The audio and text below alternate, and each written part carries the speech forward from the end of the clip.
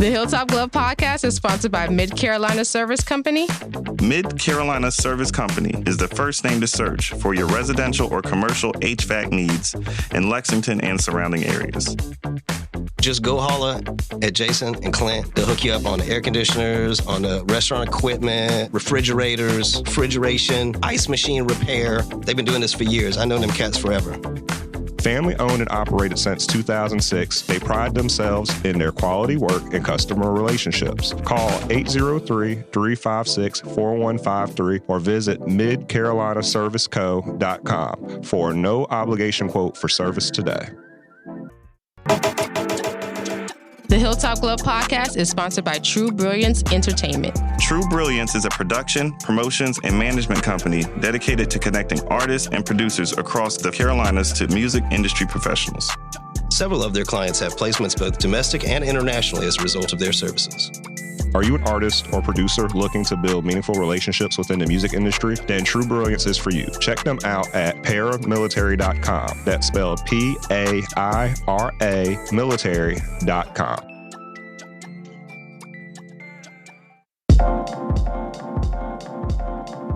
Welcome to the Hilltop Glove Podcast. Welcome to the Hilltop Glove Podcast. Welcome to the Hilltop Glove Podcast. Welcome to the Hilltop Glove Podcast.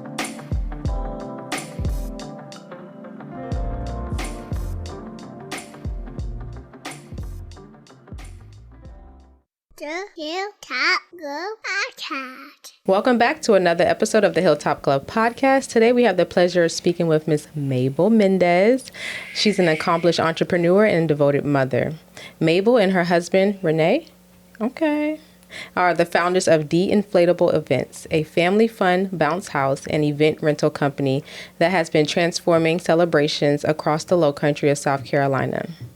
They're driven by the joy and laughter of her own children. They embarked on the venture with the mission to create memorable experiences and energize and engage every event. They provide top quality inflatables, slides, games, and concessions paired with friendly, reliable services to ensure every event is hassle-free and full of fun. So whether you're planning a backyard birthday party, field day, or church event, they are the people to go to. So thank you for being here today. How are you? Thank you for having me. It's a pleasure being here. I'm a little nervous. No, That's all right. But I appreciate you guys having us on your podcast today. No, we appreciate you being here, and then especially with all the traffic going on today. You know, Good Charleston, Lord, the Jesus. traffic here has just maximized times 10 over the past 10 years. So I don't even know how you guys go anywhere. There's a lot of implants, for sure. Yeah. I am an implant. We came from New York, so I'm adding to your traffic. I apologize. Hey, you're fine. You're fine. Now, did you come from in the city or surrounding area? The city. Okay, what borough? So as a child, I lived in Manhattan. We grew up in Dykeman. Girl! Yes, but as an adult, I lived in the Bronx with my husband, and that's when we started our family. Awesome. I'm going to say this just so make sure you get that mic, that you're speaking into the mic, because I don't want to miss anything you're saying. If you need to, you turn it to yourself, pull it to yourself, whatever you do. Make sure you're comfortable. What made you actually come down to South Carolina? So it was just a different environment, right? We're raising kids, and New York is hectic. Here they have, so my husband's father works here and lives here in Kershaw. So we ended up living with him for a while, and my kids had so much grass to play in New York. Unless you live upstate, you don't really see that. And so crime was going up, everything was going up in New York, and so we moved out here. It's not the same. No, it's definitely not the same. It's not. New York never sleeps, and so to come to we sleep. Yeah, we take our time. To come to Charlotte, everybody sleeps by like 10, 11. Yeah. Everybody's The city shut down. Right. Like a city shuts down. Charlotte shuts down at night. So it was just the difference, right? To raise our kids in a better Culture better shock? environment. Yeah, not really. Not really good.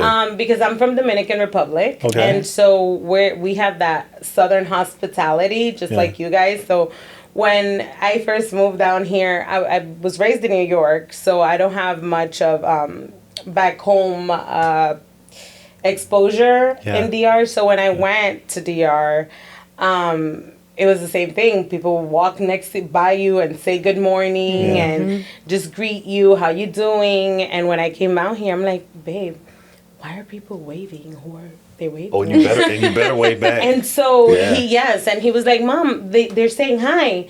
And so I was like, oh, hi. So he started saying hi to everybody.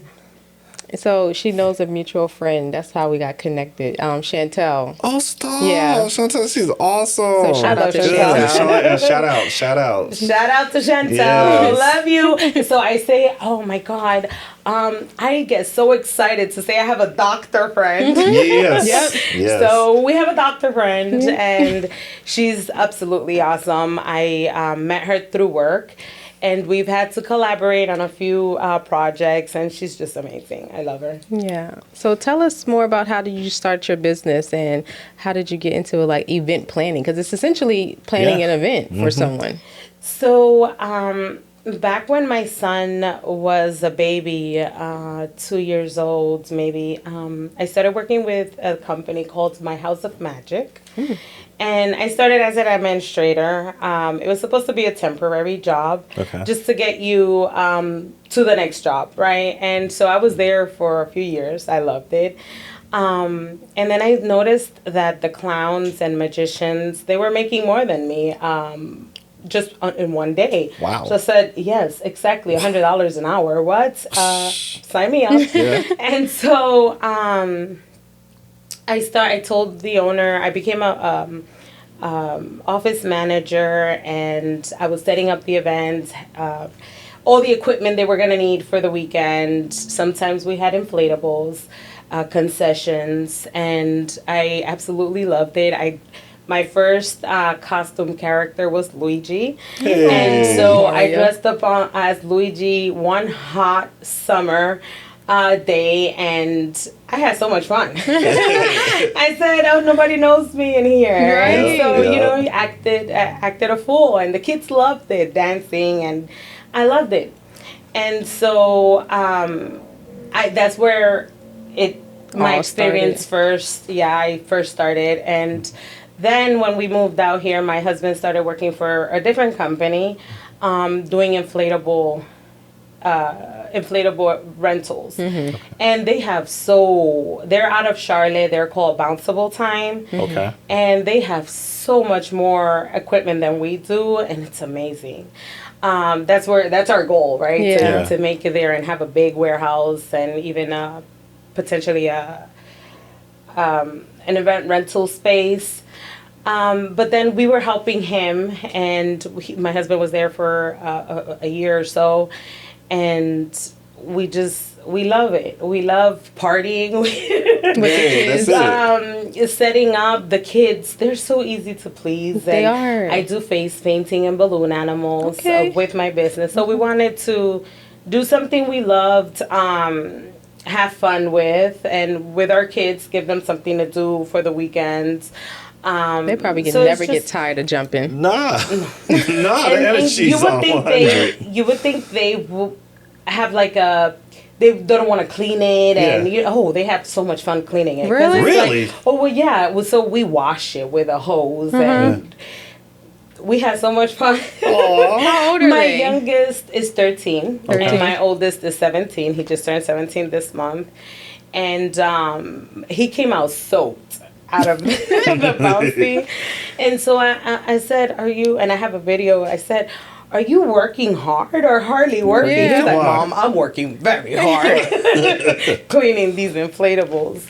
And I love it. It gives us something to do on the weekends as a family. Yeah. That's a bonding experience. Keep them entertained, because a lot of kids nowadays get into mischief, right? Because they don't have nothing to do on the weekend, or sports or whatnot. Constructive activities. Right. And my kids, they're not sports kids. They're PlayStation kids. Ain't nothing wrong with that. Ain't nothing wrong with it. So to get them out of the house, making outside fun again, because since electric computers, right? The phones, nobody really goes outside and play anymore the way we used to, right? I've played so many different like sports growing up, but we had that advantage in New York because we didn't pay for the different programs. So here we worked very late hours, so they weren't able to do a lot of sports or get into it. So now that they're older, we want to keep them busy so they don't get into trouble. Yeah, that's a good way to do it. And give them something that they can continue growing the rest of their life, right? If they want to. Yeah, you're giving them, I mean, it's a great gift to give to your child, to give them experience, both business-wise, just being with the family, learning the fun behind doing something and working on something yourself, having ownership and responsibility, but in a fun way where you get, you literally having fun cleaning up your materials. Like, you get to do that. And so, like, moving forward, they're going to take those lessons with them into life, and it's going to help bolster their ability to be successful. Yes, sir. Which is awesome. So my son is graduating now in January. He's graduating early for 17-year-old. Congratulations. Thank what you. School is he at? He's in Stratford. Okay. I know Stratford. Cool. And so he's graduating, and I want to get him into an apprenticeship. Keep him busy. Yep. So like that, they can continue growing. Yeah. Yeah. And I just graduated last month with my bachelor's. Thank you. That's good. It was the last thing my father saw me do, so I went extra hard. Yeah. And I graduated sum laude at 4.0 GPA. Go ahead. And so I always try to lead by example and show them, listen, I had 3 jobs. I was going to school. I was being your mother. Wow. So if I could do it, you could do it. It's easy work for you. Well, no, it wasn't easy. No. What I'm saying is that for them. Showing them, Showing them this is going to be easy. Yes. It's going to be easy work for you. Yes. What did you major in? Business administration, focused in HR. Awesome. Good. Awesome. That makes sense. Come on, you're going to use it. You're going to need it. Yeah. And just speaking again, just on your business and what you all do. And I was just looking at your website. That's what I was looking at the website, just looking at it and how you all have it set up.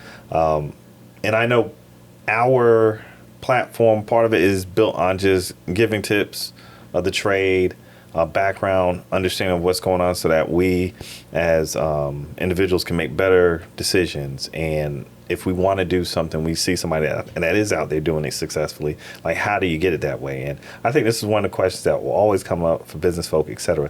How does your website look so good? Who does your website? Who has it set up like this? So I used to work for a graphics company a long time ago, and I know a few graphic designers. And so I use that to my advantage. Alex, he's in the Bronx. He is a great graphic designer. And if you go all the way to the bottom of my page, you probably see his link there.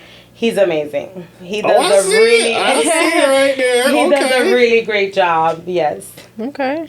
Awesome. Well, because I'm telling you, that's a big part of business. And for anybody trying to get a brand out, is your marketing and advertising, something to catch people's eyes to bring them in so that way they can trust you. First of all, know you're legitimate. Because when you look at this site, I know you're legitimate. I know I can trust that you're going to bring whatever I see and that I may request from you.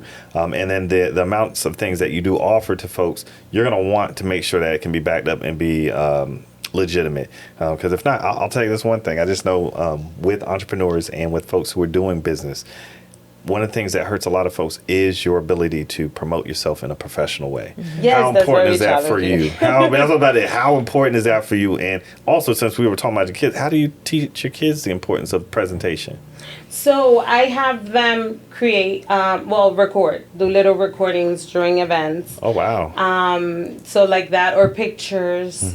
So like that, always thinking about the content, right? Because I post 3 or try to post 3 a day. Okay. It gets hard thinking about the different contents to put up for the day, but it's a good challenge to have. With every event, we are always coaching our kids. My oldest, we're teaching him how to roll the inflatable, because there's a science to everything, right? And it's funny because we have a 40-foot obstacle, and he can roll that up and fold it up very easily. But our smaller titanium, he kind of struggles with. And so today, I just came from an event at the farmer's market. I rolled up the titanium, and I'm like, look, son. He was like, behind all that makeup, you're a really man. you're a really strong. Like I was strong. Woman, yeah. Yes. And so we joke around a lot. Try to keep it fun for them. Yeah. Because if you're not loving what you're doing, you're not doing something right. Yeah. Right? Because you want to do what you love. Mm-hmm. And so we love helping people. Definitely. You are not lying. I'm gonna tell you this. When we got here today, and mind you, she's great. She's so great. We was running late. There's some traffic going on instead of football game stuff going on, right? And we're bringing the things in. She asked me, said, "Hey, how can I help? Can I carry something upstairs?" I'm like, "Well, you're our guest. No, you don't need to carry anything." She's like, "No, I'm gonna carry something upstairs." I was like, "Okay." So I answered her. She really cares. I said, "Hey." She ain't joking. She just came from work. She warmed up. She ready to help. So this is like, it's literal. She's not lying. This is really her behavior, her action, how she handles herself. How does that then fall into everything else that you do? Like your real want to help and assist people and with what you do, and how do you transpose that into your children? So I grew up in a hardworking, family-oriented home. Mm-hmm. My parents always send care packages back home. Oh, wow. My father, he's so funny. It was so funny. God rest his soul. He would go downtown, mm-hmm. and he would buy all the jewelry that can fit on him. And different rings. He'll come back with different rings on each hand, and we were like medium income. It wasn't like we had it, right? But he would go downtown and go shopping, and he would bring these things to DR. And when he came back empty-handed. He handed it out, like he gifted this to the people in DR, right? Shoes, clothes, everything you can think of. My father was very giving and caring. And so growing up, and my mom too, growing up, seeing that, I mean, how can you be any different, right? Yeah. And so I take that and I teach my kids. And, when you're raising kids, it's very hard. Yeah. And there's been a few people who tell me, "Oh, you've done a good job." Really? I have. So can you elaborate? Yeah. And so they tell me, "Oh, your kids are such gentlemen and this and that." And at first it was like, really, my kids, and even my sister and her fiance, he's like, yeah, you did a good job with them kids. Mm-hmm. They don't have any malice. Wow. My neighbor, she said, "Oh, your kids are so wonderful. Every time they see me, they'll help me with groceries or whatever." And she actually hired my son to take care of her dogs. Hey, that takes trust right there. Live creatures, yeah. While she was gone and she has like 3 dogs. And wow.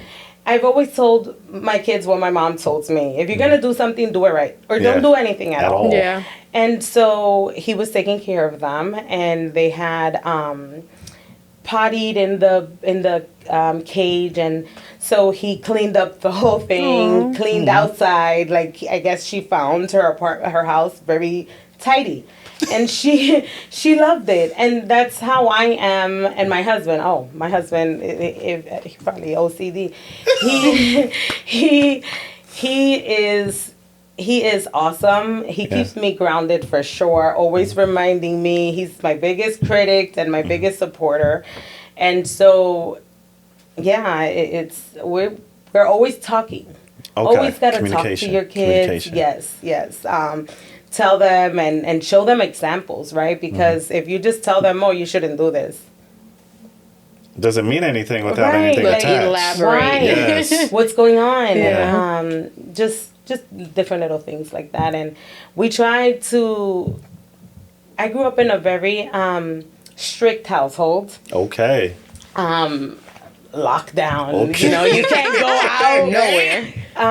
If you go out, it has to be with your cousin or your sister. Like somebody always had to be around. Yeah. And so we've tried to give them a little bit more freedom so they can decide for themselves and just try to guide them, right?